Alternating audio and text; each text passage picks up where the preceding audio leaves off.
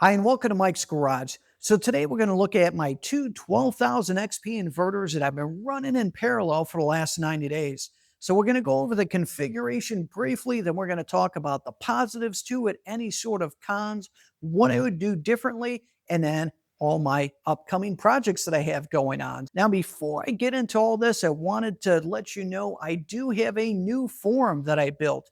It is windsolarforum.com. So windsolarforum.com.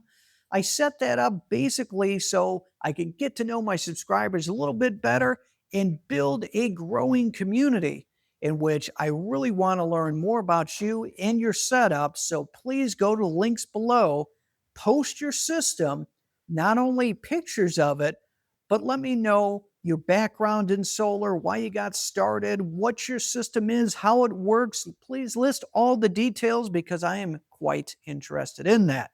So let's begin with my 12,000 XPs.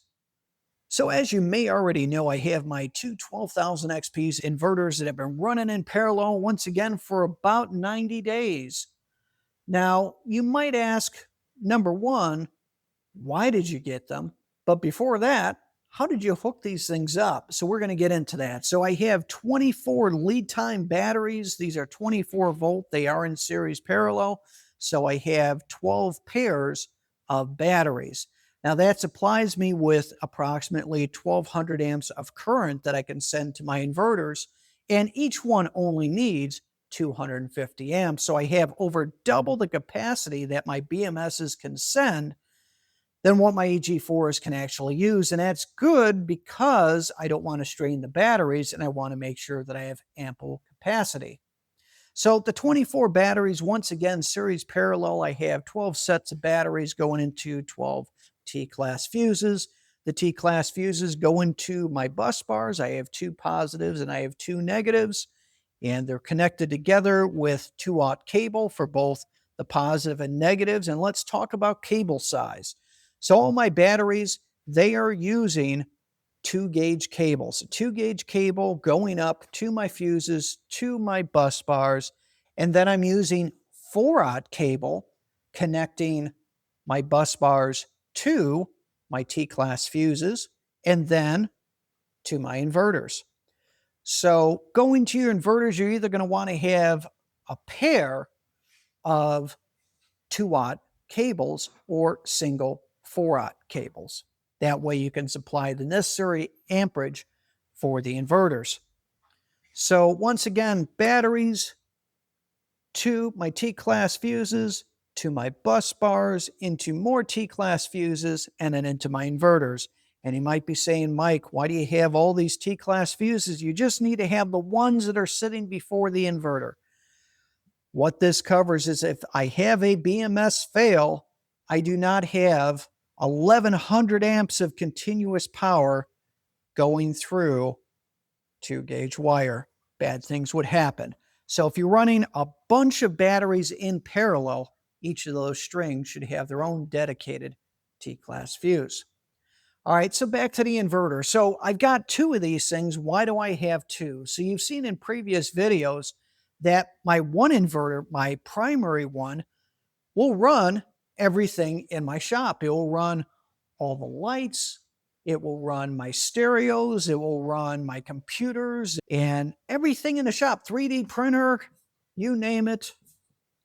Everything in here. No issues whatsoever. So why did I get two? So I got two inverters due to a couple reasons. Number one, capacity.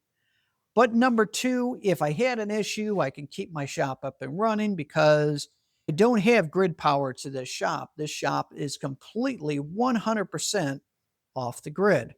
So I'm going to show you why having the extra capacity is worthwhile. So we're going to go into my combiner panel real quick. And don't mind all of this. I will be making a custom interlock between these and this.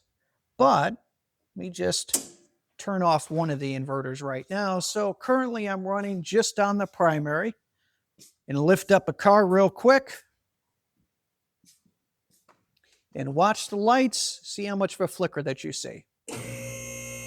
very little. You saw a little bit of a voltage drop, very slight. I'm going to go back over.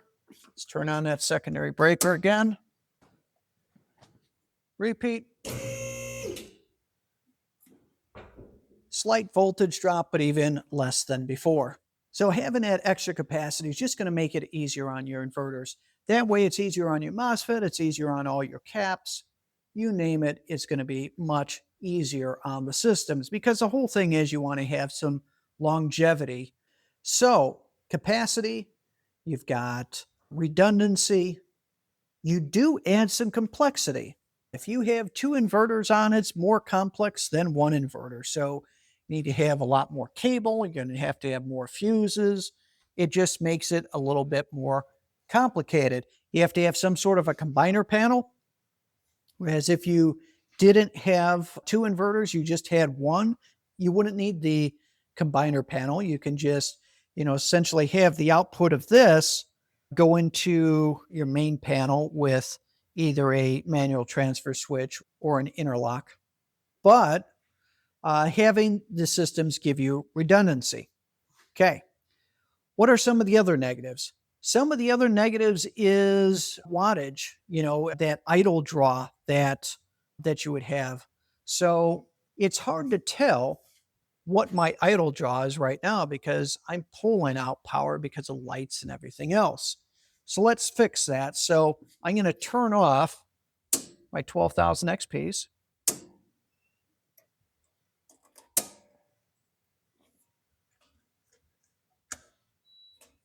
Okay, so now the Solus is running everything in the shop. Now with that being the case, I can see how much power that I'm actually drawing. So this inverter is drawing, and hopefully you can see this, is drawing 38 watts, 35, 38, we'll call it 37. And we'll go over to this inverter, and it's drawing, looks like 27, 28, so about 30 to 35 watts average. But having two inverters running, you're going to draw more power. However, and this is kind of cool, if you flip off your EPS output, which basically kills the output of the inverter, watch this wattage drop. You're going to see it goes to zero. Now, obviously, it's not drawing zero total because you got the lights on. You have other circuits that are running in here. But for some reason, if, it's a shop like mine, you have the two inverters. Let's just say that you're only using the two inverters when you're lifting something, you have this massive load, and otherwise you have a slight load. So you can turn off, essentially, the EPS, leave the inverter on, and everything stays synced, okay? And that's something that's pretty cool. You could have the breakers off, the EPS off, they're still synced. When do they lose their sync? That is when you power an inverter off. I power this inverter off, it is no longer going to be in sync with the other ones. So that's really, really important to know. And I'm going to go over my startup procedure so you can kind of see how that works. So I'm going to, let me just, for the heck of this, I'm going to turn off this inverter. Okay, this one's powered off.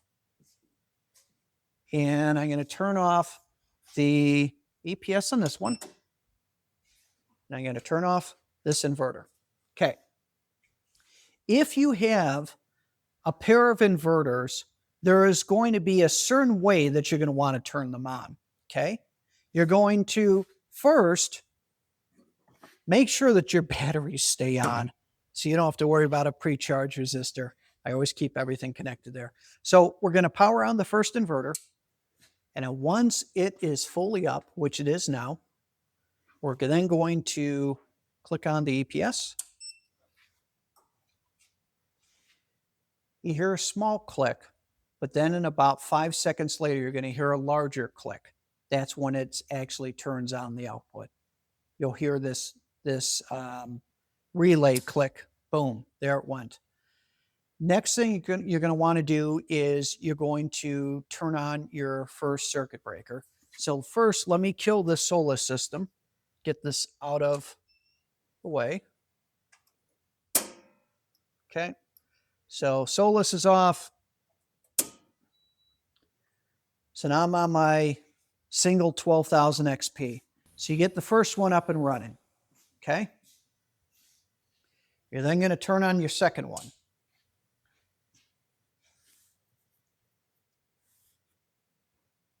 Now remember, you still have that circuit breaker off for your secondary inverter. That's really, really important. You want everything fully synced before you flip that secondary breaker, that is. All right, so secondary one is turned on. See, everything is lit up. Going to do my EPS output. You hear a small click, and then you'll hear the louder one, which is the relay. So there's the first one. Boom. There's the secondary one. So now at this point, I could go ahead and flip this over and it'll be fine. Now, the manual does say just use lights and other things. I've had no issues with mine because I'm pretty good about my startup procedure. So now I'm back over to two inverters once again. So like I said, a downfall is the complexity. You have to abide by a certain startup procedure, make sure that you're consistent with that. But otherwise, it works really, really well. Okay, so let's talk about next videos that I have coming up. So some things that are coming down the pipe. So with my Solus, did something that I think is kind of cool. So it's got the app, and I'm not always a big app person, but if you click there, it will show you what your battery's currently at. So I can tell I'm at about 20%. But I wanted to kind of go old school. So what I did is I found go 0 to 500. So this is an analog DC voltage gauge. This is just a Chinese one. I was looking at others and I was tempted to pull the trigger on a really nice Simpson one, which I'm familiar with the Simpson brand from when I used to use their meters back in the day. I think it was a Simpson 260. But yeah, so this is a China one. The case I printed out with my 3D printer. And so it'll mount like so. I'll have a high voltage fuse on it. Essentially, I'm going to use a Busman inline fuse holder and a UL listed fuse. And then I'll have this connected in so I can see what my battery voltage is. Thought that would be kind of cool, just something kind of neat to do. And I have it mounted in one of these, knockouts.